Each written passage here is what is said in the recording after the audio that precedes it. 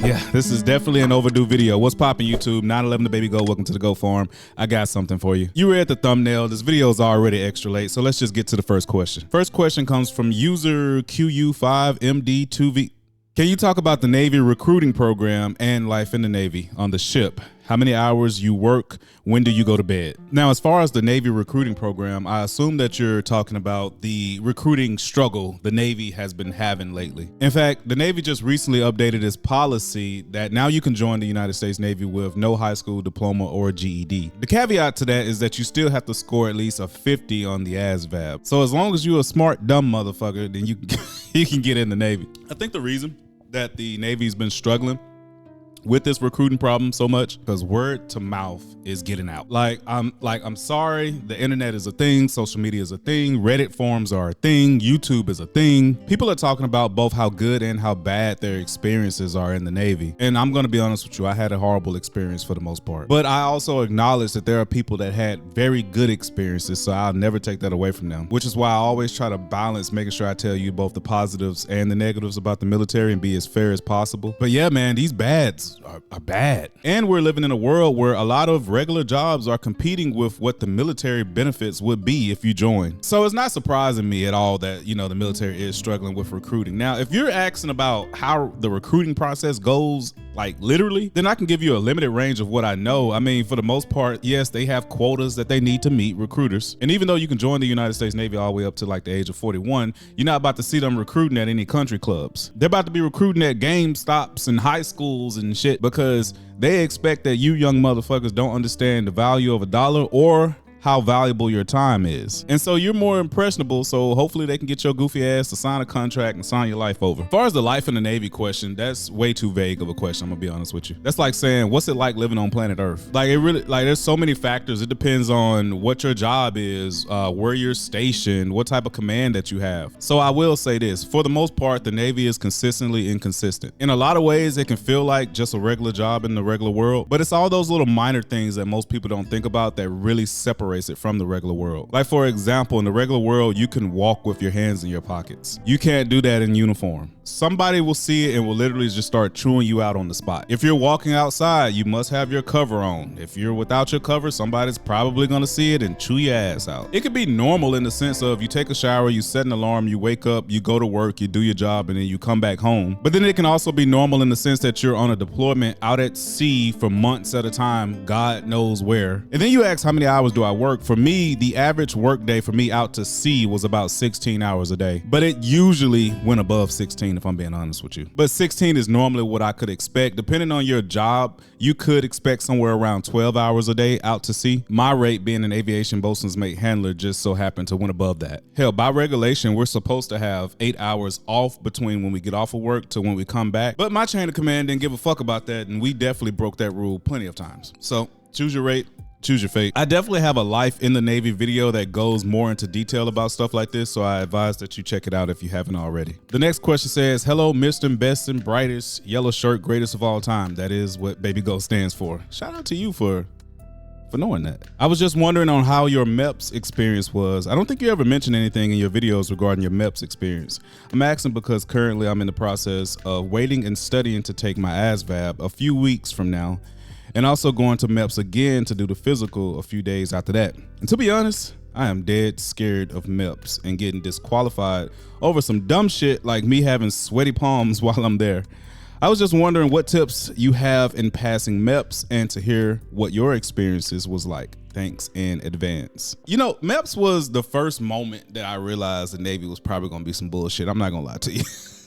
A bullshit you not. This is a true story. God, strike me down if I'm lying. On my way to MEPS for the first time, my recruiter put me in his car and we were gonna drive to Memphis, Tennessee. The recruiting station that I joined in was in Mississippi, and we were gonna drive to Memphis, Tennessee to the MEPS station or whatever. And I'm in the back seat of the car, he's in the front seat of the car. He turns on the car and the music that he was listening to started playing. And I swear to God, I don't know what song this was. It was a country song, but the very first thing that the woman who was singing the song did was say the hard ER N-word. Because it was like a decade ago, I don't remember word for word what was said, but I do know in the song the N-word with the hard ER was said. And then I think that he forgot that that part was in the song. So like when it happened, he just like awkwardly like looked back at me in the seat, and I just kind of had like a blank stare on my face. Because I was raised in both Tennessee and Mississippi, I was already just used to racist shit, and so I was just like, whatever. Anyway, I was wearing a white t-shirt that day. We drove up to MEPS. They told me that I had to turn back around and go get a different shirt because white t-shirts wasn't allowed, something about local gang members or some shit. I think that's bullshit. Even when I joined the Navy, for some reason, just wearing a white t-shirt was just the most taboo thing in the world. So my recruiter had to go somewhere and get me another shirt to put on, which he did. I remember waiting in a whole bunch of line, getting my blood drawn a lot, answering a whole bunch of fucking medical questions. I remember getting in my underwear and getting nut to butt behind a whole bunch of other random men doing duck squats, waddling on the floor. There was a part where I had to bend over, open my ass cheeks, and let an old ass white man check to see if it was all good in there. Good times, good times. I could just feel my dignity flying away as I spread them open. I remember taking the ASVAB there at the MEPS station. I'm not gonna lie to you, I was so freaking tired that day. The ASVAB was very similar to, like, I guess an SAT or an ACT, but they did throw some questions in there that definitely wouldn't be on the SAT or ACT. Like, they had a whole bunch of mechanical questions and shit, I guess to see where your brain is at as far as like mechanic work or maybe engineering or something. I don't fucking know. For a lot of those questions, I guess because I just was not mechanically inclined like that. And I'm gonna keep it a buck with you, towards the end of the test, I was just so ready to fucking go. I actually just started Christmas treeing the answers. I still ended up scoring, I don't remember what my score was, but I do remember I still ended up scoring high enough to obviously join the military. Now, what's funny is that when it was time for me to pick my rate, my goofy ass chose aviation boatswain's mate handler. For some reason, I was thinking that was air traffic controller. Don't ask, I don't know. I don't know. You may come across a recruiter or two that will kind of try to coach you during the MEPS process. Depending on your recruiter, they may or may not passively try to tell you or not tell you how to not say something that might be incriminating to yourself. Every recruiter is different. Now, obviously, I'm not gonna sit here and advise that you lie on your paperwork. What I will say is that the military is not trying to recruit some half-broken ass motherfuckers. They want some strong, good men and women. The next super chat says, 29-year-old male here. I'd hate to join just to be talked down to for 3+ years. I'd like to join to serve, for adventure, and for the benefits. But the idea of being talked down to or disrespected by higher ranked or officers is pretty deterrent. Unless it's more chill, but I don't know what to expect. That's why it's hard to see myself signing my life away. Maybe you can give me some good advice.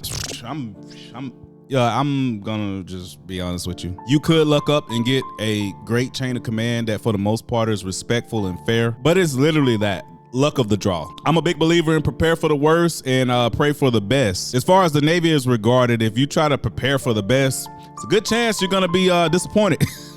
You know, going back to that recruiting problem that I was talking about earlier, there's a very toxic culture in the Navy. Not every command has it, but plenty of them do. I was at a command that did have it, and it was bad. See, let me explain to you why so many people get talked down to. It all starts from the top. The person at the top is straight up damn near degrading the person that's right below them. And so after getting dogged and shitted on all day, they don't want to feel like a bitch. They need a sense of power. So what they'll do is that the person that's below them, they'll go shit on them. And then they feel the same way. So they'll go shit on the person that's below them. And eventually the shit just goes all the way down to the smallest denominator. And the problem with being the smallest denominator, and I'm talking about rank, is that you don't got nobody below you to really shit on. So either you become self-destructive in a lot of your ways, or you just start shitting on your peers. A healthy climate in command starts with the people that's at the top. And there's no way that I can guarantee you that you'll get in a healthy climate or command. So unless you can get yourself to the point where you're prepared to deal with that, then no, I don't advise you join the Navy. Because the best case scenario, you join, you get a command that's great and supportive and respectful and all that good shit, and life is just a grand adventure. Yeah! But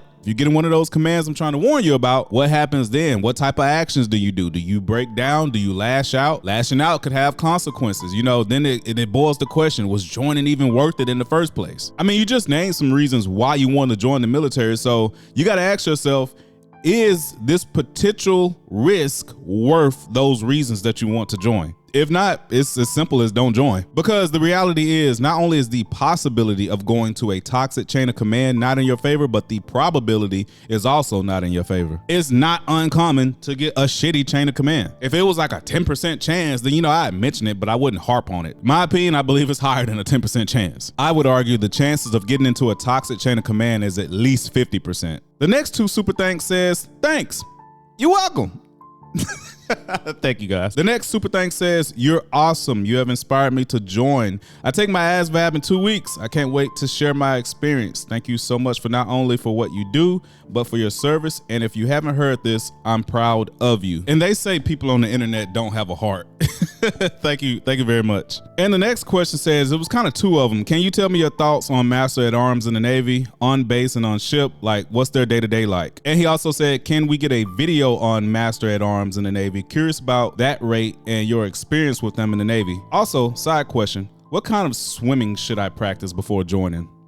I mean, it's quite simple. Master at Arms are basically just Navy police officers. I swear, I think they might be undermanned or something though, because every command I've been to so far, they're always taking people out of other rates to become temporary security. Basically standing watches and doing patrols and stuff like that, Master at Arms jobs, without actually being Master at Arms. And then, you know, they'll do that for a few months and then they'll kick them back to their actual command. As far as what you can expect at Master at Arms, think of mall cop and actual cop put together. It's just a lot of security work. When you go to a Navy base, they may be the ones at the gate, or sometimes they'll just have regular police officers being at the gate. If you driving like crazy on base, they got their own vehicles with their own red and blue lights, and they'll pull your ass over, ask for your license and registration. If somebody does something crazy, I don't know, bring a gun on base and try to do some dumb shit, they're gonna be the ones that's armed with a weapon of their own to shoot you in the ass. It's general security work. I would say when they really have to do their job, that's when all hell is starting to break loose. And all hell has broken loose in the military. The school that I went to after boot camp in Pensacola, Florida, you know, a couple years back while I was still in the Navy, there was an incident that happened there. If I remember correctly, I believe it was like some foreign officer went up and just shot and killed I believe 2 random sailors, and, you know, obviously, you know, Master at Arms security, they had to respond to that. If memory serves me correctly, I believe he was like a foreign pilot, but he was like an undercover ISIS agent or some shit like that. They found a whole bunch of ISIS information in his phone, I believe. So, you know, if you become a Master at Arms, you're like I said, you're basically real police and glorified security mall cops put into one. If you go to captain's mast, they're usually going to be one of the ones that's escorting you to the captain to hear your hearing. And if you get out of line or make a sudden movement, they will put your ass on the ground. All right, let's have a quick face-to-face. So if you've been keeping up with the channel, then yes, I am out of the United States Navy now. I'm currently experimenting with a lot of different things on the channel right now. I still want to help people and inspire people and talk about taboo subjects unfiltered, just like I did in the Navy. But, you know, the channel is growing beyond just military content, if for no other reason because I'm no longer in the military. One thing that I noticed about the military while I was in is that it's constantly changing. If you ever join, you're gonna constantly hear people say, back in my day, the new Navy. And, you know, even though at first glimpse it sounds like they're just talking out their ass or they're just bitter about something, they're not wrong. The Navy is constantly changing. Even from when I joined, shit that people get away with now or do now was like unheard of when I joined. Gen Z came in and they just started I don't know what the fuck they were on, talking back to motherfuckers, saying what they will and won't do, not doing their job, not giving a damn, showing up late, all types of shit. But anyway, even if I really wanted to just stay doing only military content, I wouldn't even be the best source of information because I'm not in the military and the military is constantly changing. How can I tell you about the current climate of the military if I'm no longer currently in it? All I could do is just speculate and react off of goddamn viral videos all day or some shit. You know what I mean? And there's already great content creators for that in particular. Now, because I'm a vet and I'll always be a vet, I'll definitely talk about the military from time to time. Like, for example, one thing that I'm contemplating is doing a story time and telling you guys about different stories about what happened to me and things that I saw while I was in the military that I did not want to mention while I was in the military for obvious reasons. I'm a free man now, so I can talk about whatever the hell I want to talk about. But some of the things that I wanted to tell you guys while I was in that I didn't tell you was solely because I was in at the moment. I wasn't trying to risk getting into any type of shit while I was in. So if you're interested in sea stories, hey, let me know in the comment section below, man. If you wanted me to just talk about some of the taboo shit that I seen and that I personally been through while I was in the Navy, do you want a regular video of it? Would you rather go on live? Let me know. Come on, we're a community. Goats. We're the Goat Farm. And going back to what I said earlier, the channel got popular for being, you know, unfiltered, honest military takes. And while I originally entertained the idea of privating all of the military videos because I saw myself going in a new direction, and I still do, I didn't want to have to fight the algorithm from being known as the military guy when I'm trying to help people on a larger scale now that I'm, you know, free and I'm a civilian. But then I also thought about how many people could really use those videos that's joining the Navy, you know what I mean? That needs to know certain information that a lot of people just are not gonna have the balls to tell them. So I don't know how many of you caught it, but I actually did private those videos. But you know, when I heard about what happened to those 3 soldiers in Jordan, that was really on my, that was on my mind a lot. The drone attack, you know, rest in peace to them, God bless their families. But what really got me is that I found out that those 3 soldiers were reservists. So, you know, not to like shade or shit on reservists or nothing, but it just got me, because I'm just like, I oftentimes wonder, do they truly know what it was that they signed up for? Reserve or active? Like, do you truly understand what it is that you're signing up for? And that encouraged me to actually unprivate the videos that I originally private, the military content. I'll just have to fight the algorithm to not just know me as the military channel. That's a fight I'm willing to take, because I don't know who's gonna need those videos in the future. And speaking of the future, there's a lot of other controversial topics I want to talk about. Shit, I just had a short that just went somewhat viral and I pissed a lot of people off. Debating on whether I should do a reaction video to that and further explain my point of that short, but I am not a politically correct person at all. I'm not just gonna say the thing that sounds nice because everybody else thinks it sounds nice. I'm very much a call it how I see it type of person. I hate when people are politically correct, because politically correct people prefer modesty over honesty. And you never get anywhere by being modest but dishonest. Once an advisor of military, advisor of life now. But the shit ain't gonna be all serious and shit. Hell, I'm not all serious. We gonna laugh. On this channel, we're gonna have a good time. All right, I don't want to get to the point of rambling. 911 the baby go. Thank you guys so much for joining the Go Farm. Be sure to drop down in the comment section below and let me know what you thought of this video. And if in the future you would like for me to do another response Q&A video like this, be sure to drop your super thanks in the chat below. And now that I'm out the Navy, it won't take so long. So there's that. I will see you guys on the next video. Peace.